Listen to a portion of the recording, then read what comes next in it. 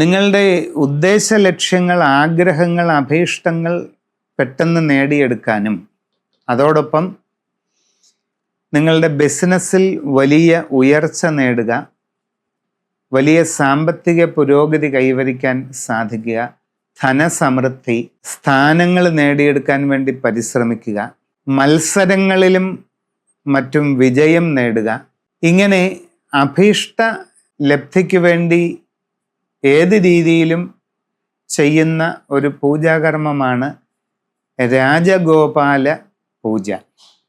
മഹാരാജഗോപാലം എന്നറിയപ്പെടുന്ന ഒരു മന്ത്രമുണ്ട്. ശ്രീകൃഷ്ണ ഭഗവാൻ യമുനാ നദിയുടെ തീരത്ത് കടമ്പ് വൃക്ഷത്തിൽ ചാരി നിന്നുകൊണ്ട് തൻ്റെ ഓടക്കുഴൽ നാദത്താൽ ഈ ലോകത്തെ മുഴുവൻ വശീകരിക്കുന്ന ഒരു ഭാവമുണ്ട്.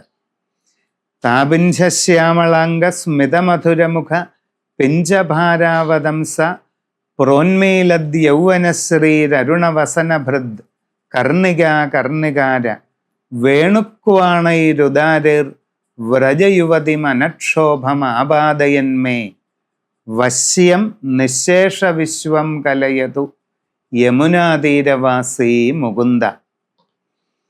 ഈ ലോകത്തെ മുഴുവൻ തൻ്റെ വേണുനാദത്തിലൂടെ മോഹിപ്പിക്കുന്ന ഭഗവാനാണ് രാജഗോപാല കൃഷ്ണൻ.